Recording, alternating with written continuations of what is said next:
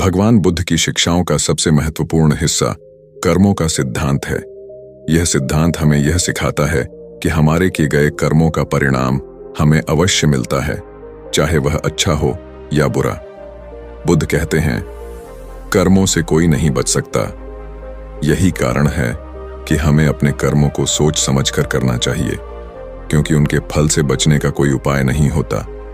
इस कथा के माध्यम से हम समझेंगे कि कैसे हमारे कर्म हमारे जीवन को प्रभावित करते हैं और इसका परिणाम क्या होता है। बुद्ध के अनुसार हर इंसान के कर्म उसकी नियति को आकार देते हैं। अच्छे कर्म अच्छे फल देते हैं और बुरे कर्म बुरे परिणाम लाते हैं। यह एक सजीव चक्र है जिससे कोई भी बच नहीं सकता। जब हम दूसरों के साथ अच्छा व्यवहार करते हैं, सच्चाई के रास्ते पर चलते हैं और निस्वार्थ सेवा करते हैं, तो हमें इसका प्रतिफल भी अच्छा मिलता है। इसके विपरीत जब हम दूसरों के साथ बुरा करते हैं या स्वार्थी कर्म करते हैं, तो उसके नकारात्मक परिणाम भी हमें झेलने पड़ते हैं। बुद्ध ने यह स्पष्ट किया है कि कर्मों का फल देर से या जल्द मिले, लेकिन वह हमें मिलता अवश्य है। एक समय की बात है, एक समृद्ध राज्य पर राजा महाजन का शासन था। राजा अत्यंत शक्तिशाली था और उसे अपने धन और शक्ति पर बहुत अभिमान था। उसका यह विश्वास था कि उसकी शक्ति के सामने कुछ भी नहीं टिक सकता। लेकिन राजा का एक दोष था, वह बहुत स्वार्थी था और दूसरों के दुहक की कोई परवाह नहीं करता था। राजा अपने राज्य में अत्यधिक कर लगाता और गरीबों से उनकी मेहनत की कमाई छीन लेता। प्रजा अत्यंत दुखी थी, लेकिन राजा को इसका कोई एहसास नहीं था। उसने कभी यह सोचा ही नहीं कि उसके किए गए अन्यायपूर्ण कार्यों का फल उसे कभी भोगना पड़ेगा। एक दिन राज्य में एक तपस्वी आया। वह जंगल में रहता था और ध्यान और तपस्या करता था। उसकी ज्ञान और शांति की ख्याति दूर दूर तक फैली हुई थी। लोग उससे मार्गदर्शन लेने आते थे और उनकी समस्याओं का समाधान पाते थे। राजा महाजन को भी तपस्वी के बारे में सुनने को मिला, लेकिन उसने इसे गंभीरता से नहीं लिया। कुछ दिनों बाद राजा ने सोचा कि उसे भी तपस्वी से मिलने जाना चाहिए। वह अपनी सेना और सेवकों के साथ तपस्वी के पास पहुंचा।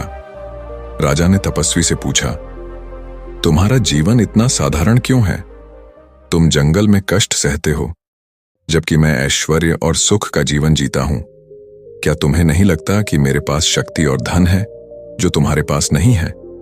तपस्वी ने मुस्कुराते हुए उत्तर दिया, हे राजन, तुम्हारी शक्ति और धन अस्थायी हैं। यह सब तुम्हारे कर्मों का फल है, और जैसे ही तुम्हारे कर्म बदलेंगे, तुम्हारे जीवन की दिशा भी बदल जाएगी। राजा हंस पड़ा और बोला, कर्म? मैं अपनी शक्ति से सब कुछ बदल सकता हूं। मैं अपने कर्मों के फल से क्यों डरूं? तपस्वी ने शांत स्वर में कहा, राजन, कर्म का फल अटल है। कोई भी अपनी करनी से नहीं बच सकता, चाहे वह कितना ही शक्तिशाली क्यों ना हो। जैसे एक बीज धरती में बोया जाता है और समय आने पर वह अंकुरित होकर फल देता है, वैसे ही हमारे कर्मों का भी फल समय आने पर मिलता है। राजा महाजन तपस्वी की बात सुनकर थोड़ा असमंजस में पड़ गया, लेकिन उसने इसे हल्के में लिया और हंसते हुए बोला, तुम्हारी ये बातें सिर्फ साधुओं के लिए होंगी।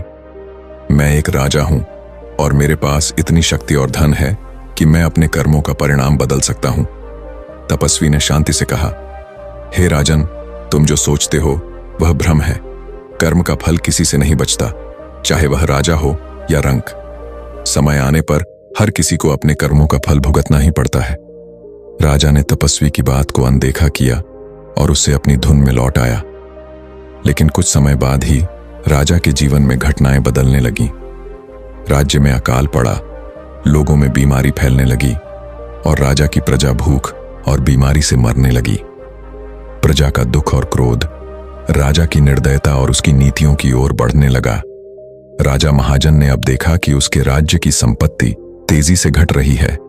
उसे लगा कि उसके पास जो शक्ति और धन था वह धीरे धीरे खत्म हो रहा है। उसने प्रजा से और कर वसूलने का प्रयास किया, लेकिन अब लोगों के पास देने के लिए कुछ भी नहीं था। राजा ने अपने सेना और सेवकों से सलाह ली, परंतु कोई भी उपाय सफल नहीं हो रहा था। दिन राजा महाजन को याद आया कि उसने तपस्वी से जो बातें सुनी थीं, वही बातें अब उसे सच प्रतीत हो रही थीं। वह तपस्वी के पास जाने के लिए मजबूर हो गया, क्योंकि उसे लगा कि तपस्वी ही इस विपत्ति का समाधान बता सकता है। जब राजा तपस्वी के पास पहुंचा तो वह अब उस अहंकारी राजा की तरह नहीं था जो कुछ समय पहले वहां आया था। वह अपने कर्मों से पछताता हुआ और विनम्रता से तपस्वी के सामने झुका। राजा बोला, हे महात्मा, अब मुझे समझ में आ गया है कि मैं अपने कर्मों के फल से नहीं बच सकता। मैंने अन्याय किया, अपने लोगों के साथ बुरा व्यवहार किया और अब मैं उसी का परिणाम भुगत रहा हूं। कृपया मुझे मार्गदर्शन दें जिससे मैं इस दुख से मुक्त हो सकूं। तपस्वी ने राजा की ओर देखा और कहा, राजन, यह समय तुम्हारे लिए आत्मनिरीक्षण का है। जो तुमने किया है उसका फल तो तुम्हें भोगना ही पड़ेगा, लेकिन यदि तुम सच्चे हृदय से पश्चाताप करो और अपने कर्मों को सुधारने का प्रयास करो तो तुम्हारे भविष्य के कर्म तुम्हारे जीवन में सकारात्मक बदलाव ला सकते हैं। राजा ने तपस्वी से पूछा, मैं क्या कर सकता हूं महात्मा? मेरी प्रजा मुझसे क्रोधित है, मेरे राज्य में अकाल और बीमारी है और मैं अब बेबस महसूस करता हूं। तपस्वी ने जवाब दिया, राजन, पहला कदम यह है कि तुम अपनी प्रजा से क्षमा मांगो। उनसे यह वादा करो कि अब से तुम उनके कल्याण के लिए काम करोगे। दूसरा कदम यह है कि तुम अपने संचित धन का उपयोग प्रजा की सहायता के लिए करो। अगर तुम स्वार्थ छोड़कर दूसरों की भलाई के लिए काम करोगे तो समय के साथ तुम्हारे कर्मों का फल भी बदलने लगेगा। राजा महाजन ने तपस्वी की बातों को मान लिया। उसने अपने दरबार में घोषणा की कि वह अपने सभी अन्यायपूर्ण करों को समाप्त कर देगा और प्रजा के हित के लिए काम करेगा। उसने राज्य के कोष को खोला और भूखे और बीमार लोगों की मदद के लिए धन और अनाज वितरित किया। समय के साथ राजा महाजन के राज्य में परिस्थितियां बदलने लगीं। प्रजा ने देखा कि राजा अब उनके दुखों को समझने लगा है और उनके भले के लिए कार्य कर रहा है। धीरे धीरे राज्य में खुशहाली लौटने लगी, बीमारियां कम होने लगीं और फसलें अच्छी होने लगीं। प्रजा ने राजा को क्षमा कर दिया और उसकी प्रशंसा करने लगी। लेकिन सबसे बड़ा परिवर्तन राजा महाजन के भीतर आया। अब वह पहले की तरह अहंकारी और स्वार्थी नहीं रहा।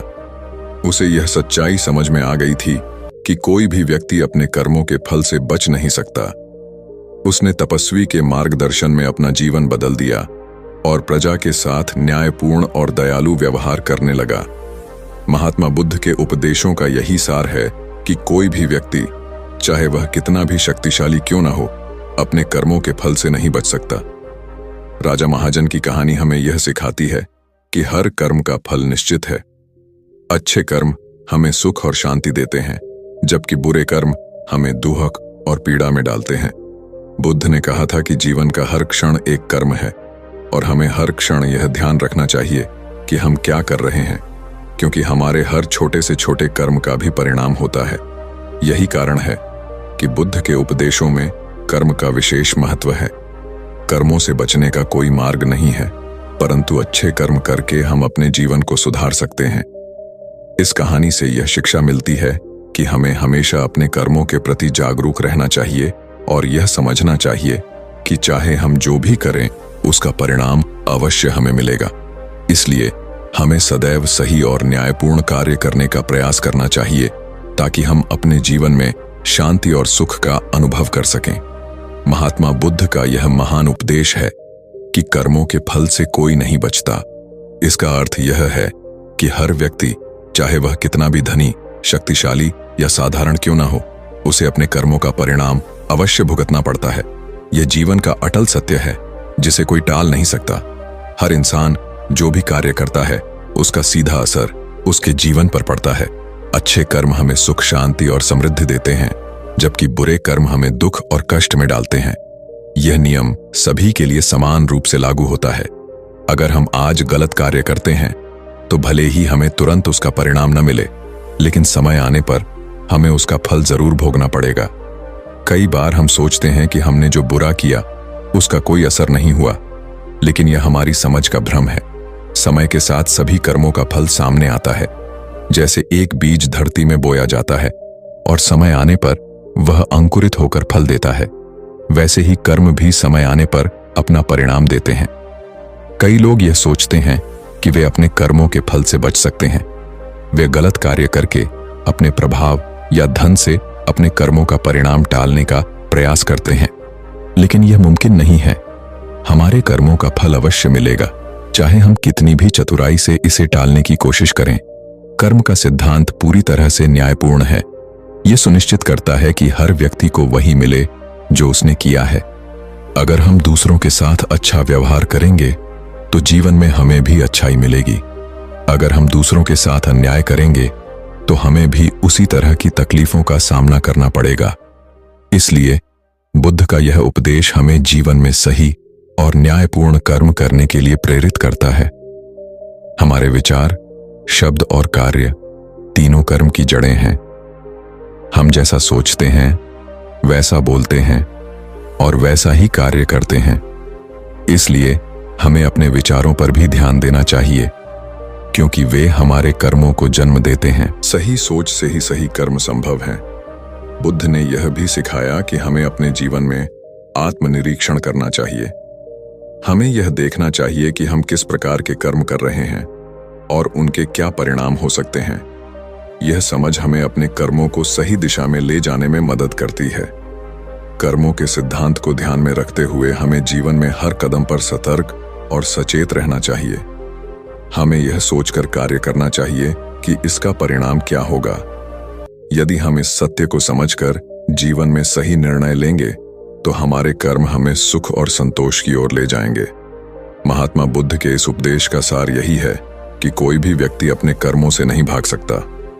अच्छा या बुरा, जो भी हम करते हैं उसका फल हमें अवश्य भोगना पड़ता है। यह जीवन का अटल नियम है। इसीलिए बुद्ध हमें सदैव सही और न्यायपूर्ण कर्म करने की प्रेरणा देते हैं, ताकि हमारे जीवन में शांति, सुख और संतोष का अनुभव हो।